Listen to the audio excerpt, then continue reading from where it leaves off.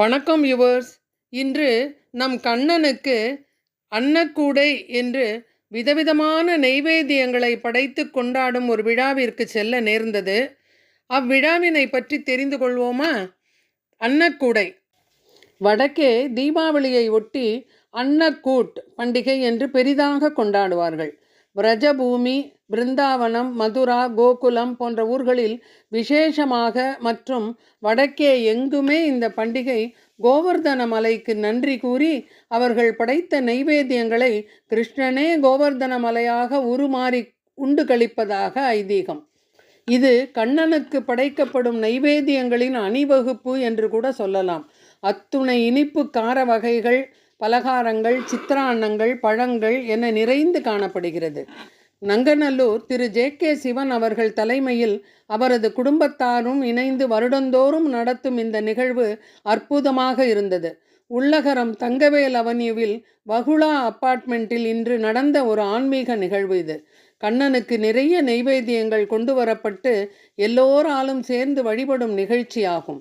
எதிர்பார்த்தது போலவே நிறைய நைவேத்தியங்கள் கொண்டு வந்திருந்தார்கள். கிட்டத்தட்ட 55 வகை நைவேத்தியங்கள். நிகழ்ச்சியின் முதலில் சின்னஞ்சிறார்களுக்கு ஓவியம் வரைதல், வண்ணம் தீட்டுதல் போன்ற போட்டிகள் வைத்து பரிசுகள் வழங்கப்பட்டது. குழந்தைகள்தான் எத்தனை ஆர்வமாக கலந்து கொண்டார்கள் தெரியுமா? பிறகு சிறிய குழந்தைகளின் நடன நிகழ்ச்சி மிகவும் சிறப்பாக இருந்தது. ஆனால் குழந்தைகள் என்னவோ இன்றுதான் முதலில் இந்த நிகழ்ச்சியில் பங்கேற்கிறார்கள் என்றார்கள். ஆனால் அப்படி தெரியவில்லை. அருமையாக நடனம் ஆடினார்கள். குழந்தைகளுக்கு வாழ்த்துக்கள். அடுத்ததாக செல்வி ஜெயஸ்ரீயின் நடனம் மிகவும் அற்புதம். வெங்கடாச்சல நிலையம் பாடலுக்கும் குறையொன்றுமில்லை என்ற பாடலுக்கும் அருமையாக நடனமாடி பார்வையாளர்களின் கைத்தட்டல்களை பெற்றார். மேலும் தன் திறமைகளை வெளிக்காட்டி சிறந்த கலைஞராக திகழ வாழ்த்துகிறோம். தொடர்ந்து அட்வொகேட் திரு பாலா சீனிவாசன் அவர்களின் சிறிய சொற்பொழிவு. கோவிந்தா என்ற பெயர் வந்த விதம், அதாவது இந்திரன் வைத்த பெயர் என்பதை மிக அழகாக எடுத்துரைத்தார். மேலும் மழை, மலை இவைகளின் இன்றியமையாத தேவைகளையும் தெளிவாக விளக்கினார். அவரை தொடர்ந்து திருமதி லதா ராமானுஜம் அவர்கள் நம் கண்ணன் வெண்ணெய்க்காக அவதாரம் எடுத்ததை மிக அழகாக குழந்தைகளும் ரசிக்கும்படியாக கதை போல் சொன்னது கண்ணனை கண்முன் நிறுத்தியது. ததிபாண்டன் தனக்கு மோட்சம் கேட்டதையும் அழகாக விளக்கினார். அதன் பிறகு நைவேத்தியங்கள் தட்டுக்களில் பரிமாறப்பட்டு கண்ணனுக்கு நைவேத்தியம் செய்து தீப ஆராதனையும் காட்டப்பட்டது. எல்லோரும் எல்லா வகையான உணவு வகைகள், பழங்கள், தின்பண்டங்கள் என சாப்பிட்டு மகிழ்ந்தார்கள்.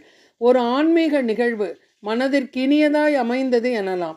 நல்ல வைப்ரேஷன் கிடைத்தது என்று கூட சொல்லலாம். இந்த விழாவில் சக்தி த விமன் பவர் என்னும் முகநூல் குழுவினர் கூட அவர்களும் பிரசாதங்கள் நிறைய எடுத்து வந்து கண்ணனுக்கு சமர்ப்பித்து மிக அழகாக இந்த விழாவினை சிறப்பிக்க உதவினர் என்று கூட சொல்லலாம். அருமையாக நடந்த இந்த ஒரு விழா இன்று ஒரு பொன்னாள் என்று சொல்லும்படியாக இருந்தது எனக்கு.